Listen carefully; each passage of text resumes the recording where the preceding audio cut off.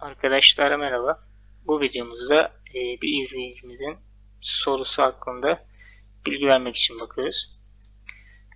Konumuz şu. Datamız işte F8 ile karşımıza aldığımız zaman bu şekilde açılı gelmesi. Bunun 90 gelmesini istiyoruz. Bunu nasıl yapıyoruz? En basit haliyle parçamızı bir body atıyoruz. Şimdi yeni versiyonlarda şu şekilde bir seçeneğimiz var. Create None diye. Bunu seçtiğimiz zaman otomatik bu açımıza göre kütüğünü oluşturuyor. Bu seçili değilse ve eski versiyonlarda bunun yok bu. O yüzden şu şekilde yapıyoruz. Onayladık. Bu şekilde onaylamamız lazım. Çünkü bizim derecesini ölçmemiz lazım. Açımızın derecesini ölçmemiz lazım. O yüzden bu şekilde olması gerekiyor. Örneğin işte açı derecesini ölçmeye yakın, rahat ölçebileceğimiz yönümüzü seçiyoruz parçamızda. Örneğin şu dereceyi ölçeceğiz. Measure birinci noktam, daha doğrusu birinci çizgim. Biraz bekliyoruz. Çizgiyi seçiyoruz arkadaşlar. 15 derece. Tamam, derecemi aldım. Sonra parçama tıklıyorum. Kütüğümü inaktif etmek için Shift'e basılı tutarak tekrar kütüğe basıyorum. Ve sadece içindeki parçayı seçmiş oldum. Tekrar F8'e karşıma aldım. CTRL T ile, yani CTRL T kısa yol tuşu arkadaşlar. Move Object komutunu açıyorum. Açı kısımları şu kısımlar arkadaşlar. Şu orta noktaları tıkladım. Bu taraftan döndüreceğim için şu yönde eksi 15 enter. Eğer mevcut datanızı kopyalamak istiyorsanız copy orijinal diyorsunuz. Orijinal kopyala. İki tane datamız oldu şu an. Bir tanesi 90'ında, bir tanesi yatay.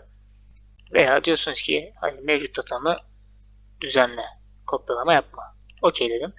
Ve görmüş olduğunuz gibi bu şekilde parçamızı 90'a aldınız. Bu basit bir yöntem. Lakin şu derecede çift açı olduğu zaman parçalardaki genelde bu şekilde geliyor zaten. Kullanım yerinden dolayı. Aynı yöntemi kullanıyorsunuz. Tekrar bir kütük oluşturup o kütükten açısını işte örneğin şuradan ilk önce şu derece açıyı yapıyorsunuz. Misal. Sonra öbür açıyı, diğer açısını ayarlıyorsunuz. Bu tabii ki size bir zaman kaybı da yaşatacak. Bir de açısını tam ölçemediğiniz takdirde tam 90'ına da getiremeyebilirsiniz. Çünkü açılar diğeri mesela 15 derece. Bu belki 12 küsür, 92, 12.92, 65 vesaire tarzında bir küsuratlı bir ölçü olabilir. Ama size nacizane tavsiyem ki hem daha garanti hata yapmanızı önler. Bu şekilde parçamızın hiç 90 ile uğraşmayın. Direkt merkez ile bu işi çözebilirsiniz. Örneğin parçamın merkezini buraya koyacağım. O noktaya göre parçam zaten merkezi de yapmış oluyor. Düzenleme olarak aynı eksende olduğunu varsayıyorum. Mesela tabi bu direkt 90 oldu. Mesela şu şekilde olabiliyor. Parçayı koyduktan sonra merkez bu şekilde olabiliyor. Bunun ayarlaması çok basit. İşte örnek bir düzleme dokunun. İlk önce merkezi bir atın buraya. Sonra merkeze şöyle bir az bir şey üzerine durup bu şekilde olduğu zaman çift tıklayın sol tuşla. Diyelim ki benim x eksenim, bir kez bir noktaya tıkladım. Şu yönde çizgisel. Biraz bekliyorum, çizgiyi tutuyor. Bu yönde, bu yöne değişiyor. Peki ben buraya nasıl alacağım? İsterseniz tutup böyle alabilirsiniz. İsterseniz şu şekilde yapabilirsiniz.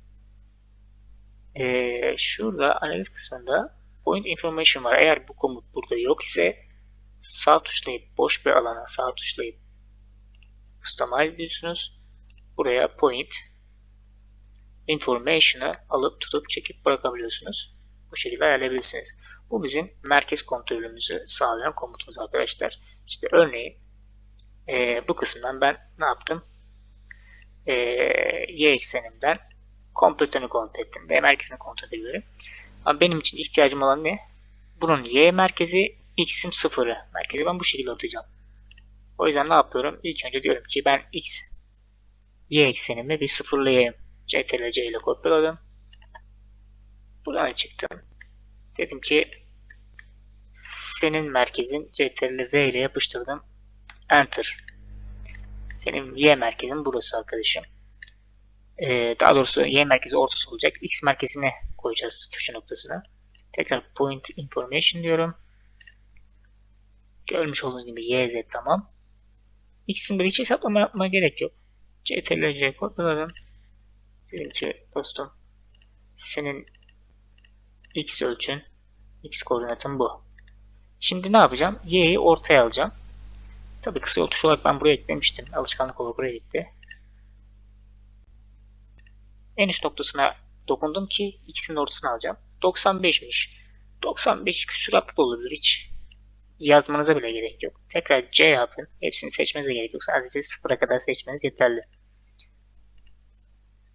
Tıkladım.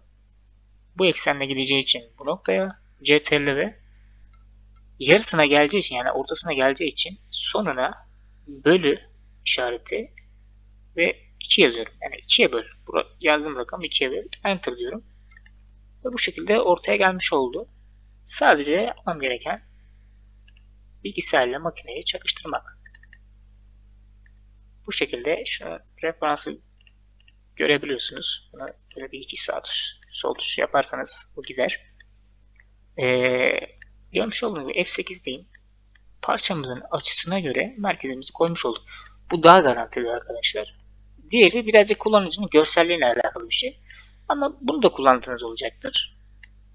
Yani en kötü CTRL-T deyip işte taşıma, kopyalama, data kopyalama, mesela buradan tutup çekip kopyaladığım için veya buradan 5 tane istiyorum diyeyim. Bu şekilde bu işlemede yarıyor arkadaşlar. Nokta işareti koyduğum için yapmadı. Tüm 3 diyelim. Bu CTRL-T move komutu bayağı işe yarayan komut. Veya taşıma istiyorsunuz. Point information diyorsunuz mesela. Point to point. Buradan işte atıyorum buraya taşı diyorsunuz. Kopyala veya kopyalayabilir, taşıyabilir. Bu şekilde de kullanabilirsiniz. Videomuz bu kadar arkadaşlar. Bu tarz videoların gelmesi için takıldığınız videoların altlarına veya herhangi bir videonun altına sorunuzu yazarsanız en azından bildiğimiz kadarıyla anlatmaya çalışırız. İyi çalışmalar dilerim.